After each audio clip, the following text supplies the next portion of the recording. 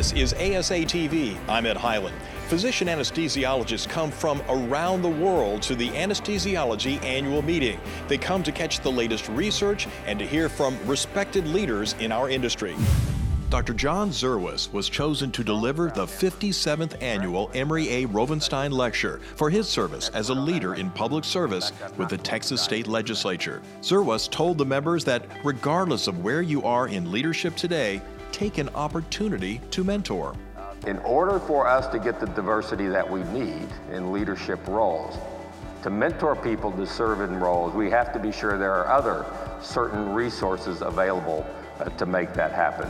We have chances every day to mentor people that it's very easy to let those opportunities go.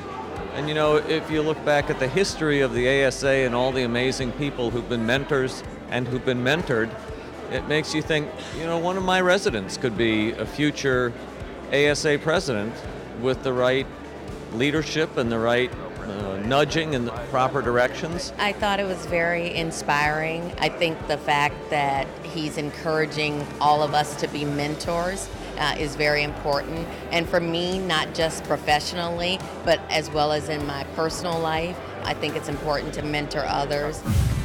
Understanding the Centers for Medicare and Medicaid Payment Program can be complicated. Physician anesthesiologists turn to the experts to get a better understanding of the Medicare Access and CHIP Reauthorization Act, or MACRA. My take-home message is just be vigilant to the changes that's happening to the system and try to foresee and be a major player in the plan, not just voice your opinion as an anesthesiologist, major player in the care for patients, and let the CMS know what we do and the way we should be paid. One of the challenging areas for ultrasound-guided regional anesthesia is the upper chest and back.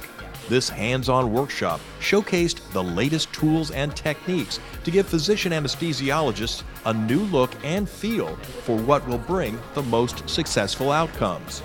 Breast analgesia is a really important topic these days. Breast cancer is a huge problem in this country. So 1 in 8 women are going to be affected by breast cancer in their lifetime. And we're looking at ERAS protocols for breast analgesia and surgery. Coming here, doing it on live models here certainly accelerates your curve in learning and your ability to potentially implement these techniques in actual, community-based hospitals. This session did a deep dive into the concerns about possible neurotoxic effects of anesthetic drugs on the developing brain.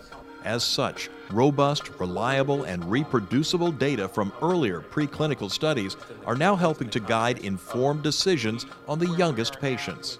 There are many risks associated with anesthesia, both known and unknown. This risk is unknown and really needs to be placed in the context of known risk. Recent data are reassuring. I think we should be reassured by the data, and there's certainly not sufficient evidence to suggest that we change practice in any way. A variety of topics brought together in one room. Physician anesthesiologists had a chance to collaborate on some of the big issues they're facing.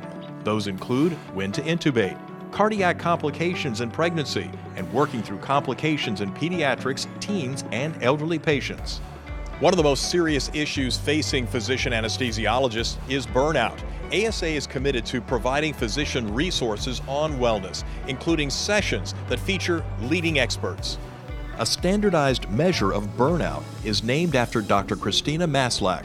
She offered 30 years of insight into a condition blamed in part for nearly 400 physician suicides every year.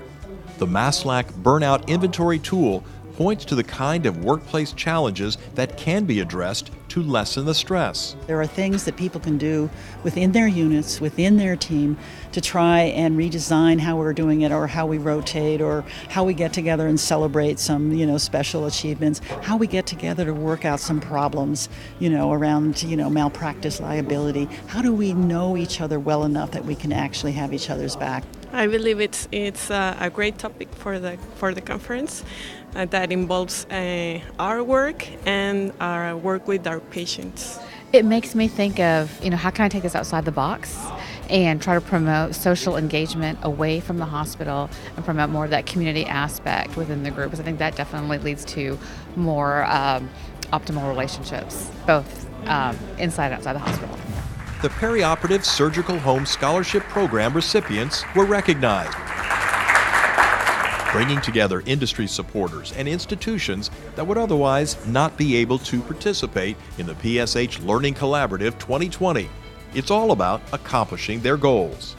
The scholarship has allowed us to implement enhanced recovery after surgery protocols throughout our hospital in both orthopedic and bariatric service lines. It's been important in helping us gain support from administration and from the surgeons. It is expensive, and some of the services, while they're not direct revenue generating, they certainly have long-reaching impact, and without that scholarship we wouldn't have been able to sell that to our administrators. Industry supporters say they're privileged to be part of the committee. Our mission is caring for life, and so in that regard, we try to partner with ASA, APSF, all of the wonderful anesthesia organizations to try and do what we can as a pharmaceutical company to support safety, patient safety, and medication safety. So it's a great opportunity and a great honor for us to do that, to partner. He admits to a passion for video games, but Dr. Mike Farthing found simulation was also a great way to better his skills in the surgical suite. Quick reflexes helped him take the championship belt as winner of the Simulate Challenge sponsored by Airway X.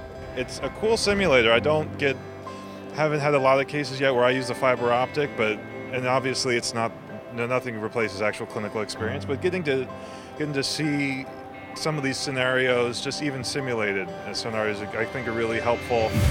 Don't forget to share your pictures from the Anesthesiology annual meeting. Just use the hashtag ANES18. For ASA TV, I'm Ed Highland.